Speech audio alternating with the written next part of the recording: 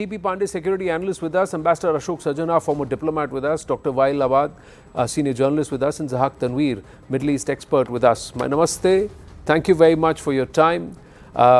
Let's quickly open this up and get your thoughts before we take the questions forward. Dr. Wail Awad, how would you see these developments and what's your assessment? But I think it's a very big relief for the Palestinian people who have been on the onslaught of the Israeli bombardment for the last 2 years, and now this cessation of all hostilities opened the door for a little glimpse of hopes that the Palestinians can are able to survive and live their own life, despite the fact that the total destruction, leaving people open in the air, and now winter is approaching. They need food, they need medical care, they need makeshift hospitals, they need lots of help. But having said that, I would say that beside being a humanitarian crisis, there's a political, historical, and religious and ethnic crisis that had been smearing in that region for the last 100 years. And now it's a time where President Trump is saying that he might wanted to see a permanent ceasefire, a solution to the Palestinian-Israeli questions. If that is the case, then this is very hopeful. But I think it's too early to judge, because such kind of peace by force does not implement properly. You need a durable peace. You need to put all the UN Security Council resolution on the table, have a two-state solution, that coexistence among all the parties. Peace by force is what you said. Interesting, term, phraseology that you use. The president of Palestine is going, but Zahak Tanveer, Hamas's doctrine has not changed. Till the time Hamas has that ideological doctrine that they want to wipe out every Jew and clean up that entire region, how is there going to be peace? Thank you, Anand, for having me on your show. Indeed, Trump has come out with this peace process, but I don't think that until this ideology is alive, the problem will persist. In 2005, Israel withdrew from Gaza. Israel was out of Gaza. And after some months and days, the Palestinians were fighting among themselves. And they started firing the missiles at Israel. And again, Israel was pulled into the war of attrition. So until this ideology of political Islam or Islamism is alive, which was fueled by Khomeini's Qutb, Banna, and Maududi, we cannot actually absolutely dismantle terrorism. Yeah, for a short time, you can push back terrorism. What Israel has done by decapitating the Hezbollah leaders and Hamas leaders, yes, for some time you can push back terrorism, but until you combat this ideology, you cannot absolutely fight terrorism. Abrahamic accords or Abrahamic discord? Can there be an accord and can there be peace till the time there is discord, Ambassador Sajana? What is Trump trying to stitch together here? Yeah, thank you very much, Anand, for having me. Yes, what Mr. Trump was first, as he came to power, what he was first trying was get a resolution of the Russia-Ukraine conflict. That, unfortunately, has eluded him. And possibly he thought that, since Mr. Putin was not amenable to pressure from Mr. Trump, he thought that possibly Netanyahu could be more amenable to pressure. And so that's what he was trying to do, to get peace at least out of the Israel-Hamas conflict. You would remember that just before Trump came to office on the 20th of January, even on the 19th of January, we had a peace plan. And that peace plan was also in 3 stages. There also we saw that the first stage was completed, which was exchange of a few hostages, exchange of a few Palestinian prisoners, etc. So I think here also the idea was to get this peace process moving. But as my earlier 2 panelists have said, I think the first move is a very welcome move. It needs to be welcomed. It needs to be applauded. It needs to be, all those who are involved, they need to be congratulated. The hostages will go back, 20 of them who are alive, the others, whoever the dead bodies that are available, they go back. So that will give relief and solace to the families of these hostages. That is a positive movement. Aid will start moving in. Aid has already started moving into Gaza. So I think people who were on the brink of famine, who were not, medicines were not available, food was not available, So for them also it is welcome. But beyond that, what comes? I think that it continues to be a huge question mark. Let me just make 2 points here. Number one, what the Trump peace plan says is a disarmament of the Hamas. Will Hamas agree to do that? Appears very unlikely. The second is on the two-state solution. Indeed. Will Israel agree to do that? It has not made any comment, made any statement, which would give us some confidence that at least Israel could be thinking in that direction. And as you have said, the local domestic politics of Israel is also very, very sharp, very, very bitter. And Israel has said that they are going to completely annihilate Hamas and rest, only after that. Let's start by the discord part, because I don't think there's any accord in it. Both sides, Hamas, their entire top political leadership has been wiped out, and not only one layer, couple of layers have been wiped out. There is a sense of desperation there, which requires certain degree of they just want to balance what has happened till now.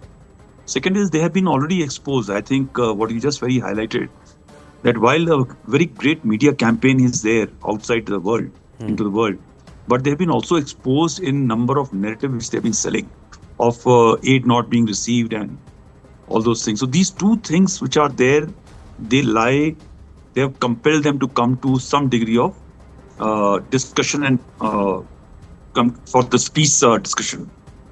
On the other side, Israel is also under immense pressure. Just look at that. The entire world has ganged up, forgetting what was done to them on 7th October. Nobody is talking about Hamas, what they have done on 7th October. The reason why it started. So this whole wokist, leftist, and all those people have gone after Israel. And there's a pushback, especially in Europe and number of other countries, to push Netanyahu for a symbolic ceasefire. And then you top it up by Trump's assertion, and exactly what respected Sazanazi has just said. There's a compulsion also for Trump, and there is no other way for him to go. Netanyahu's only out is through Trump. So this peace is a very tentative thing. This will be symbolic.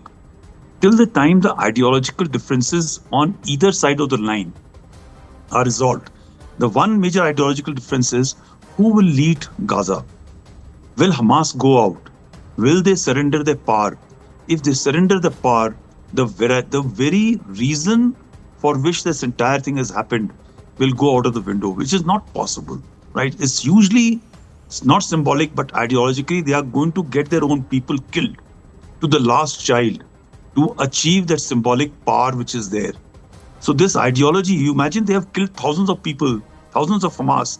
They have all re-emerged. The numbers remain same. The leadership is missing, but the numbers are not diminished, right? So that is one issue which Israel has to see and the world has to see.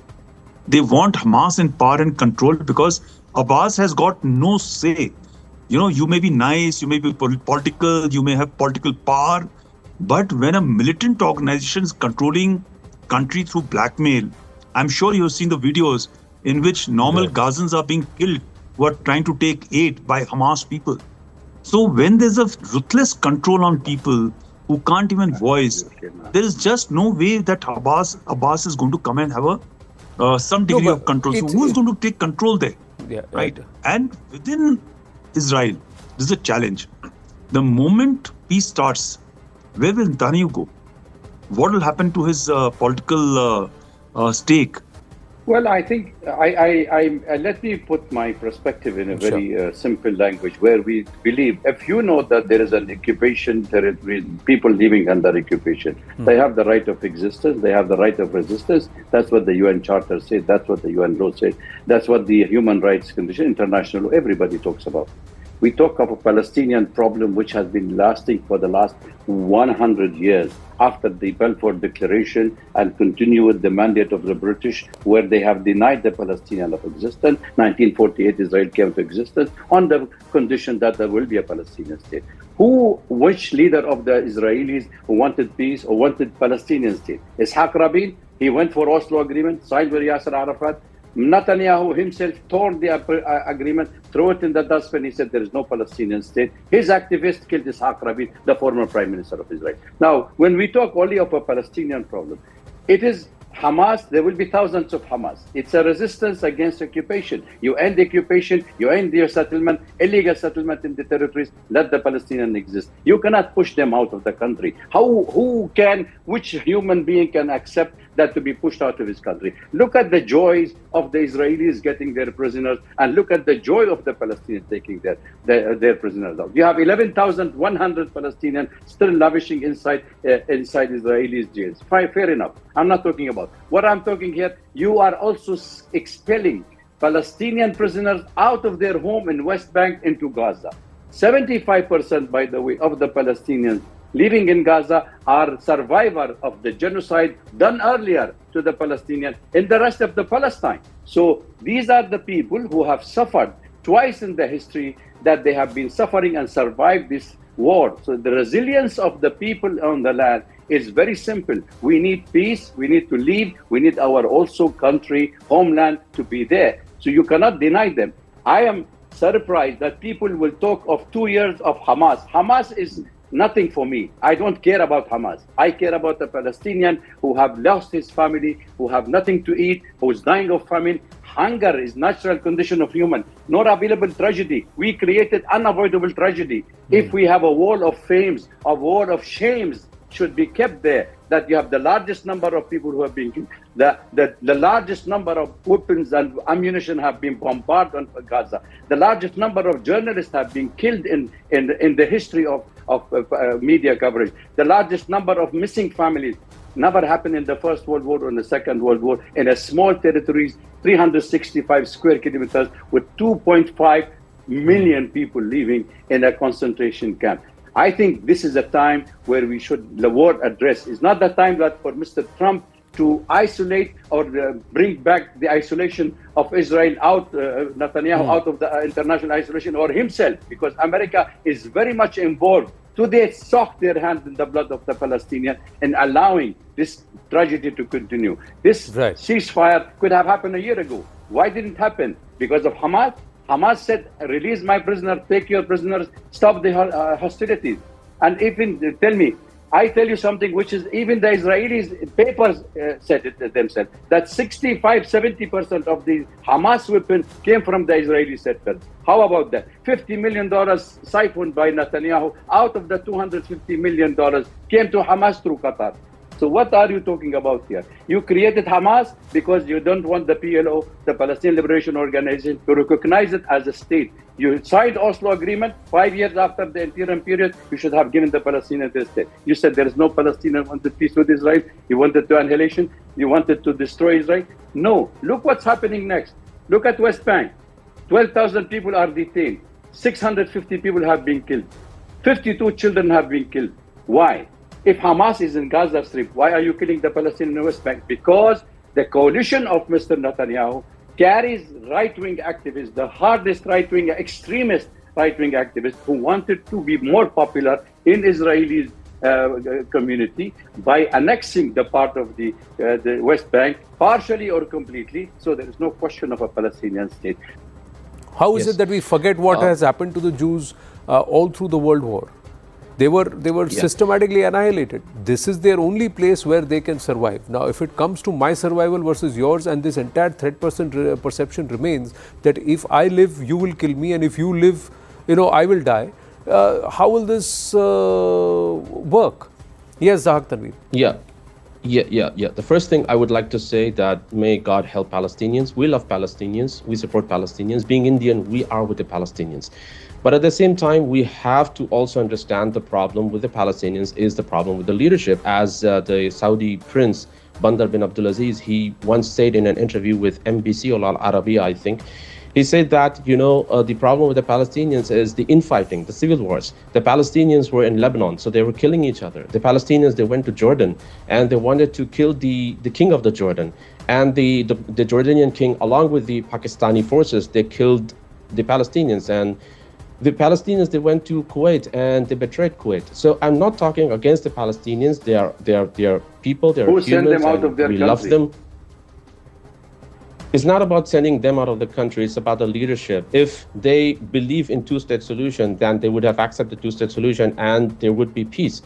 But they did not accept it. And then came Hamas and the Muslim Brotherhood, the Ikhwan al-Muslimin, and then came Hezbollah, and all these ideologies came, and these ideologies fueled this anti-Semitism, and because of this problem is not ending. You can't be anti-Semite. I'm sorry, I can't buy this. So here's the problem, sir. America, which is trying to broker peace here, is the one that's helped Israel bomb Gaza. America, which is trying to broker peace here, is the one that's channelized billions of dollars of aid into Palestine and looked the other way when it was redirected towards the construction of Hamas. America, which is trying to broker peace here, is the one that is empowering the Pakistanis to go ahead and raid into Afghanistan. America, which is trying to broker peace here, is the one that set up and created Osama bin Laden and eventually dumped him in the sea. America, which is trying to broker peace here, is the one which looks the other way when jihadi tanzeems are using and coming and striking into Indian territory using Pakistan as the base. So the root cause of all of it is the one who's standing there and trying to say, I deserve a peace prize. Now let's accept that, and we've got to call that out. And somewhere we have to realize that nations will want other nations to be in conflict so that they remain strong. Unless I have to wind up on that. We'll pick up this conversation in the next 24 to 48 hours, viewers, because we don't know what's going to happen soon after.